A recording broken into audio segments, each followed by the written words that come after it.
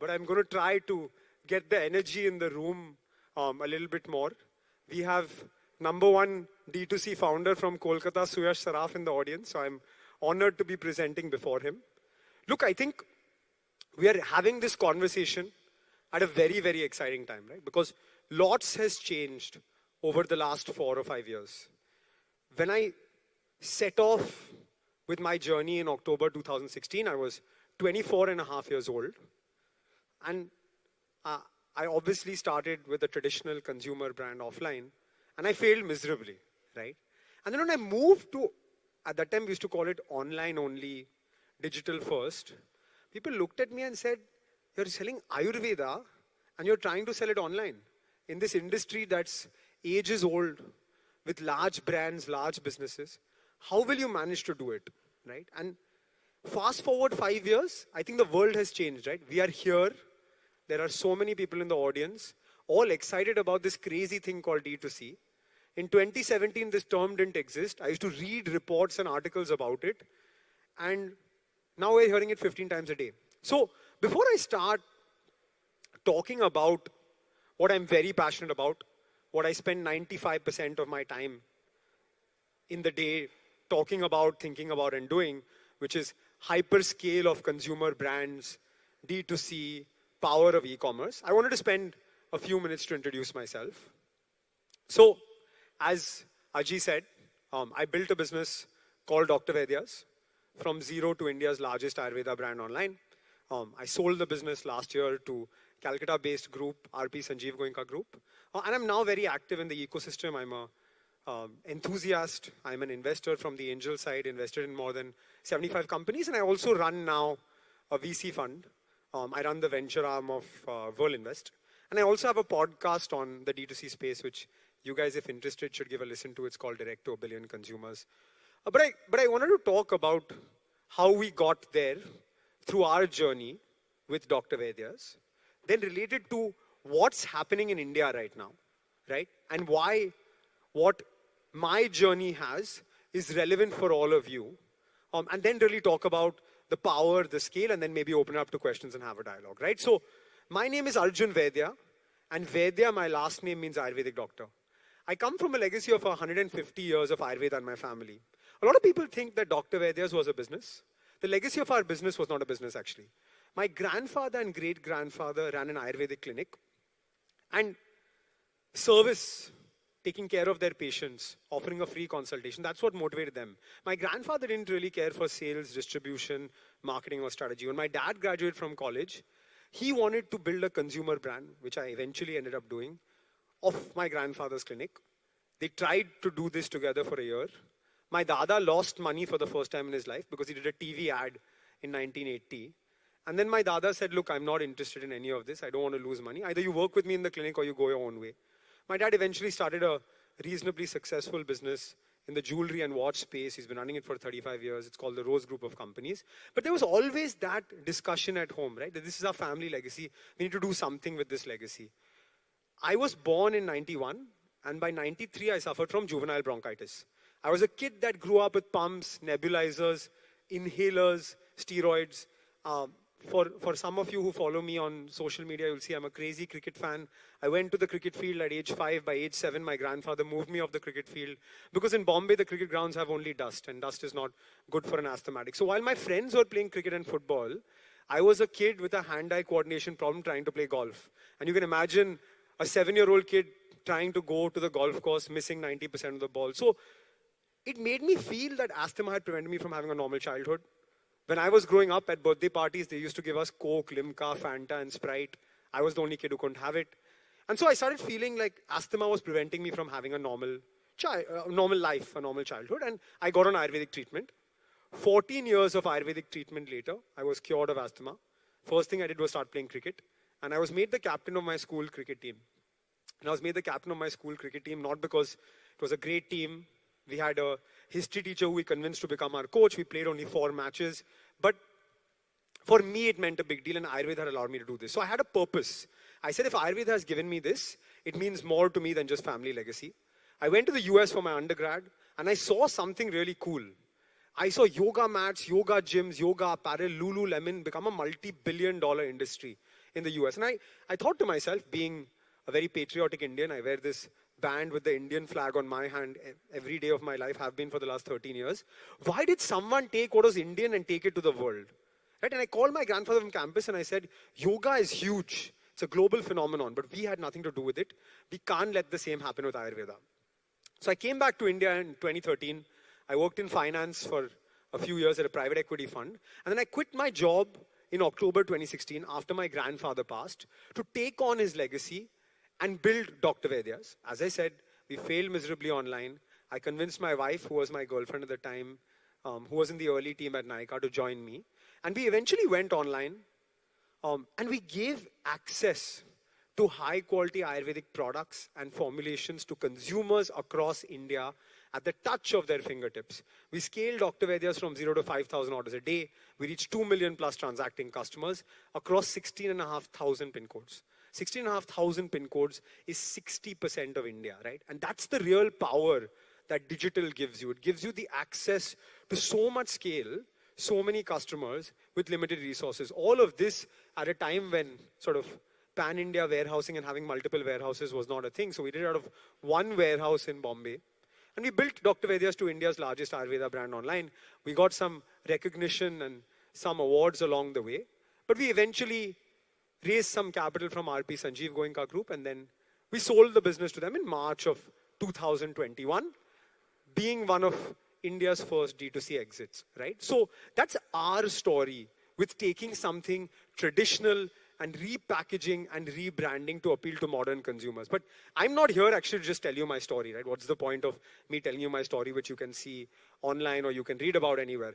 I'm here to tell you why this is so relevant for all of us here, right? And why this opportunity that we have in front of us is something that all of us should think about, right? So what allowed me to reach this scale? It was e-commerce, it was digital, it was the power of online. Dr. Vaidya's went not just to Bombay, Delhi, Bangalore, Calcutta, and Hyderabad. It went to Muzaffarnagar, Anantnag, Trichy, and Imphal, and gave those customers who don't have an Ayurvedic doctor 2 kilometers away a free consultation with a high-quality Ayurvedic doctor and high-quality Ayurvedic products at the touch of their fingertips. Right? That's the power we have with this thing that I'm talking to you about, called D2C, called e-commerce, called online. Why is this relevant? Right? Let me step back now from my journey and tell you about this amazing country we live in, right? India is the land of opportunity. All of us know we have 1.3 plus billion customers. We're open and free as an economy. So in India, Google is Google, Facebook is Facebook, Apple is Apple, Snapchat is Snapchat. We're the youngest, one of the youngest populations in the world. And from being a young population, we have a burgeoning middle class and an aspiration to consume brands, right? So we have Suyash and Anisha sitting here with us. They've built an amazing brand in the personal care space. If you talked to me 5 years ago and said people would be buying their products online from across India and spending the kind of money that India now spends on personal care, I'd have said no chance, right? But that's the reality of what's happened in India. That's what's changed. We have a huge propensity to consume brands as consumers are trading up, right? And that's an opportunity that all of us have, and we should be proud and fortunate and excited to be a part of this amazing ecosystem. But while all of this looks really exciting, I can tell you, India is one of the most complex countries to build a business in. India has multiple countries, 25, 27, 28, 29 countries in one country. What does this do, right? This means that organized retail is only 17% in India as compared to 85% in the US and 45% in China. E-commerce, while I'm talking about all these amazing things, we have only 4% penetration in India right now, right? So we are talking about all these amazing companies, unicorns, brands, Dr. Vaidya's, etc. 4% of penetration in India. This number is dated actually. The latest I've heard is 50% of retail in China happens online, right? So 1 in 2 transactions in China happen online. But you know, think about building offline in India, right? For me, I went to one market, Bombay. I had 22 sales reps on field who were going store to store. I was so young, I couldn't control these people. I had no right to win. I couldn't spend on marketing. I was getting so many returns. So building offline in one city was complex, expensive, and prohibitive. Think about reaching 16,500 pin codes. There is no way I could reach that in 1 or 2 years, right? And so, what does this mean, right? If you think about it, India has lots of regional and local brands, but very, very few large national FMCG brands because it's really complex, right? To go across the country to set up distribution, to do all of these things. While it is a huge opportunity, it is complex. And so I believe, right, and this is just me, and I hope you agree with me, that as we moved from desktops to smartphones, India will do some amount of leapfrogging from unorganized offline retail to e-tail. And so that number of 4% will grow significantly. Whether that number goes to 15, 20, 25% over the next 5 or 7 years, I don't have that answer. But that is a significant number, right? And so I believe that we will have some amount. What the amount is, I don't know. But we'll have some amount of significant leapfrog from unorganized to e-tail, right? And why is this exciting? Because fortunately or unfortunately, the large companies are so large that they can't move as fast as the digital incumbents, right? So in the last 5 years, Dabur, Emami, P&G, Britannia, Godrej, and Johnson & Johnson have launched 9 brands, right? In this time period, I can tell you more than 2,500 D2C brands have been launched. Obviously, because of their infrastructure, the way they are, their organizations, it takes really long to launch, to set up, to think about new products. It's a long R&D cycle. It's a long cycle to launch products, right? And what has this allowed?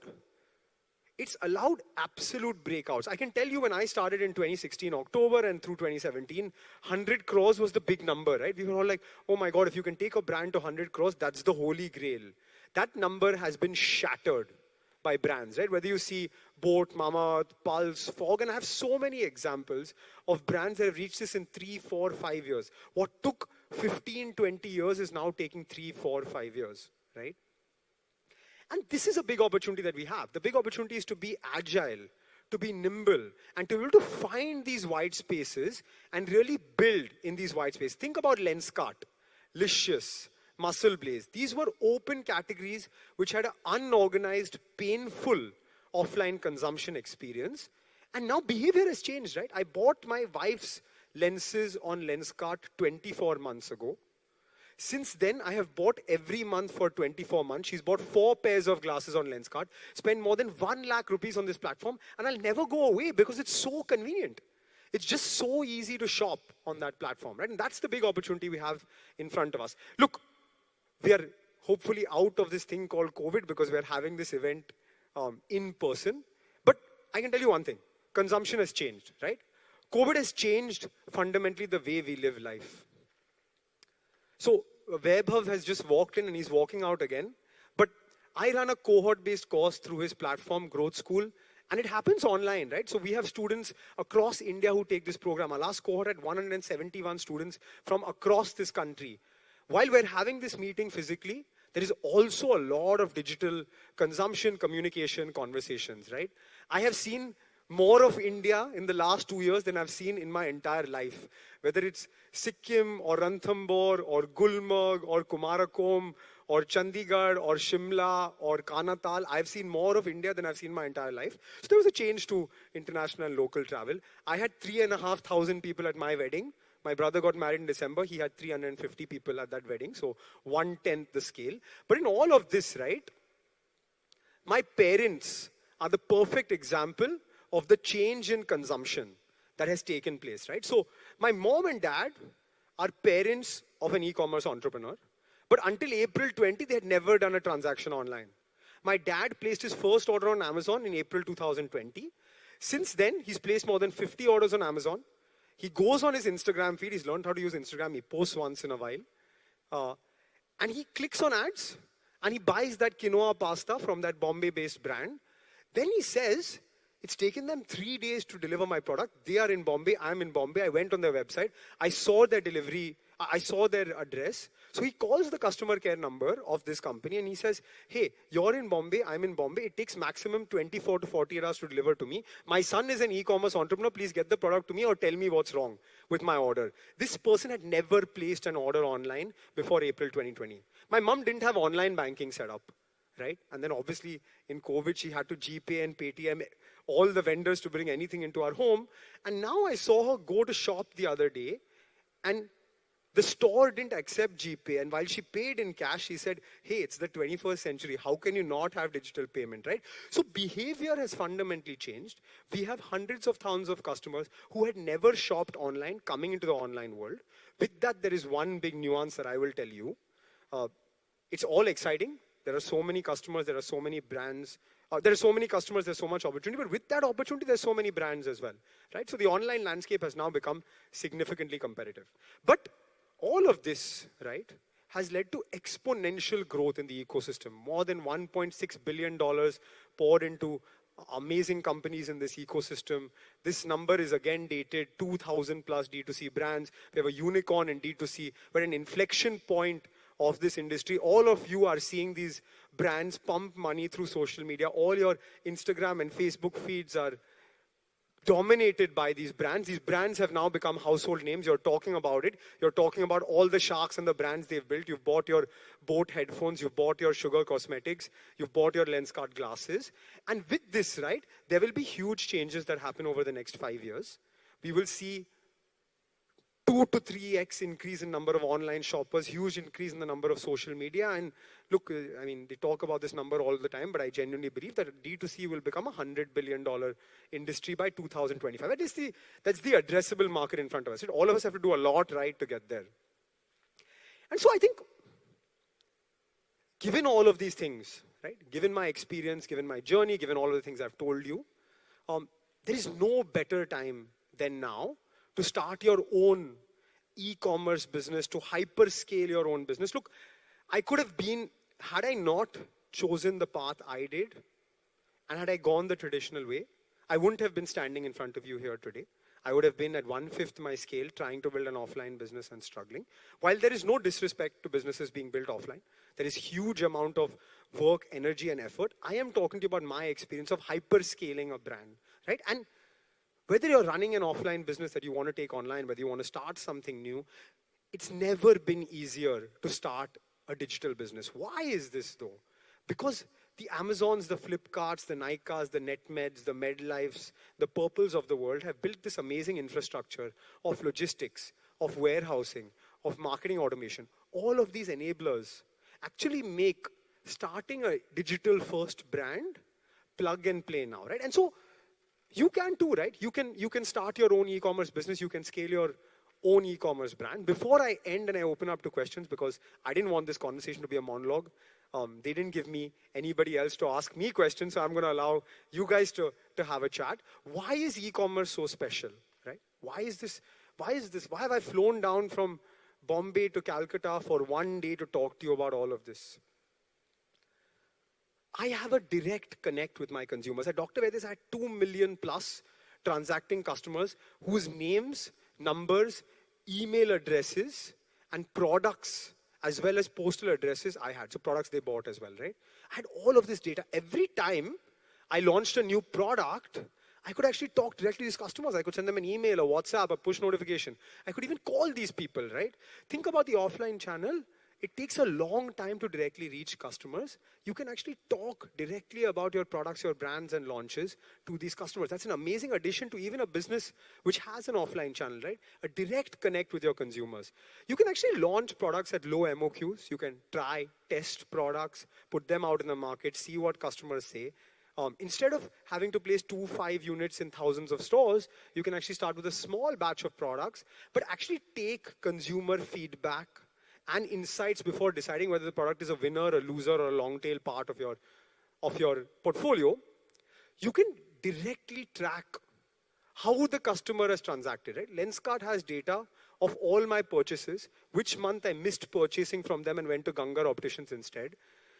And I can then track the power of these customers, my loyal customers. I can reward these customers. I can talk to them. I can engage with them, right?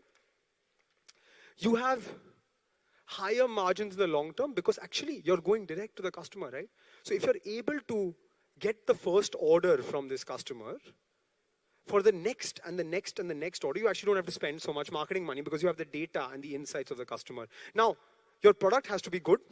The customer has had to have a good experience with your product and they have to want to buy. But if they buy and you do what Lenskart did to me, I can guarantee you it builds a good, exciting, high margin business in the long term. what is this most exciting thing which I talked to you about last, right? With e-commerce or digital businesses, retention is your superpower. You have these names, email addresses, phone numbers, all of these things. You spend the money to acquire these customers. You have this amazing customer data. This customer in most products other than, let's say, mattresses would buy again or should buy again. And now it's your job to actually bring this customer back to buy from you, right? So I see the time is elapsing, and I think that's all I had to talk to you guys about. I will let you in on one secret though. I'm from Bombay, but my mom is from Calcutta. And as I was leaving yesterday, she said, "You're going to Calcutta to talk about startups. Are there really people who are going to listen to anything you said," right? And so I wanted each of you to give a round of applause to the amazing audience, this amazing event, and that everyone in this city has come together. And I will go back and report to my mom that the city she left in 1978 is buzzing. Thank you guys. It's been a pleasure speaking to you, and I'm happy to take a few questions. Go ahead, sir.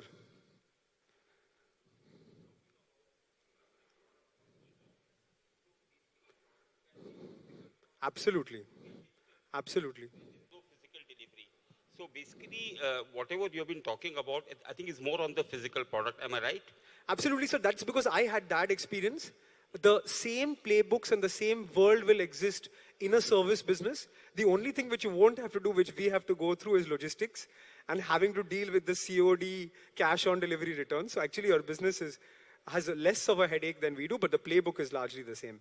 It's just that I didn't do it, so I'm not the expert there. Thank you so much.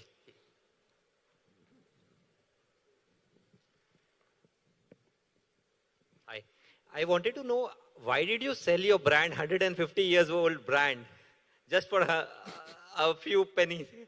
Yeah, so every time I go anywhere or I speak to anyone, I get this question. I can tell you I've answered this question about 400 to 500 times since March of 2021.